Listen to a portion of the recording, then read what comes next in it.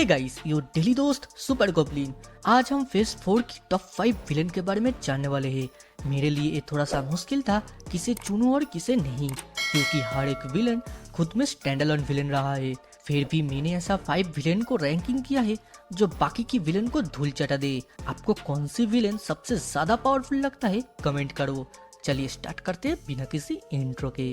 Number 5 में आती है ही Who remains.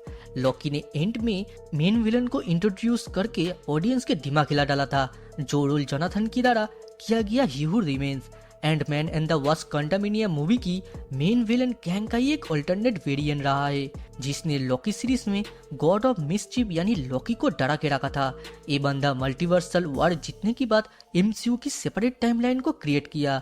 He Who remains एकमात्र कैरेक्टर जो पूरी की पूरी एमसीयू की टाइमलाइन को ही मैनिपुलेट किया था, यानी टोनी कप किसी को देगी, थैनोस कप किसी से लेगी, कैप्टन की जवानी में मिठाई से भर जाएगा, ये सब डिसाइड कर रहा था ही हू रिमेन्स।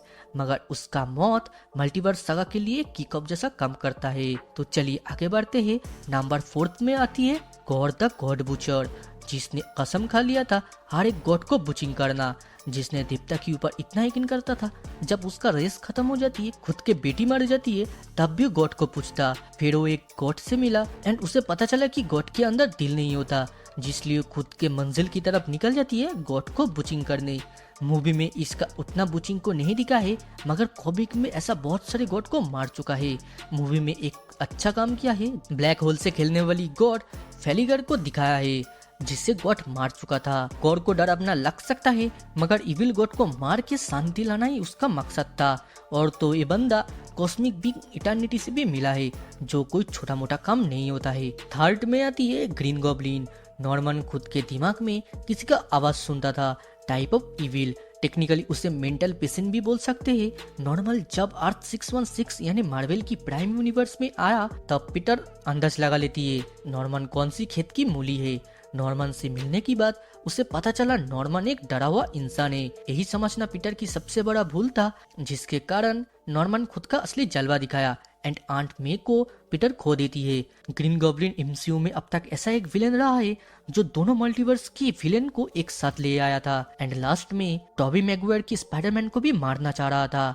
तो हम बोल सकते हैं फेज 4 की एक अंडररेटेड विलेन रहा है। सेकंड में आती है हमारा नेमोर, जिसने अर्थ की सबसे एडवांस सिविलाइजेशन यानी वकांडा को नेमोर क्या चीज है वो दिखाया है, जो सबसे पहला म्यूटेंट है मार्वल की। नेमोर उन सब कैरेक्टर में से है जिसे आप विलेन नहीं कह सकते हो, क्योंकि जब खुद का परिवार या किंगडम पे बात आया तो किसी को नहीं छोड़ता है, वो दुश्मन हो या दोस्त। वकांडा फॉरएवर की डायरेक्टर रायन कुगर ये भी कहा था, पानी के पास नेमोर रहा तो हल्क को भी कड़ा टक्कर दे सकता है। तो आप समझ सकते हो वो कितना अंडररेटेड विलेन रहा है। At the end not a least, हमारी वांडा एका स्कारलेट विच, जिसने मल्टीवर्स की गांड मार के रखा था। इस छोरी ने पूरी वेस्ट व्यू की रियलिटी को चेंज किया है, साथ ही खुद का इमेजिनेशन से विजन एंड दोनों बच्चों को क्रिएट भी किया था। मार्वल की पावरफुल टीम इल्यूमिनाटी को ऐसा मारा जैसे कि किसी बच्चे के टॉयज को तोड़ता है। वंडर डार्क होल्ड से करप्टेड था, उसका भी कुछ कारण था।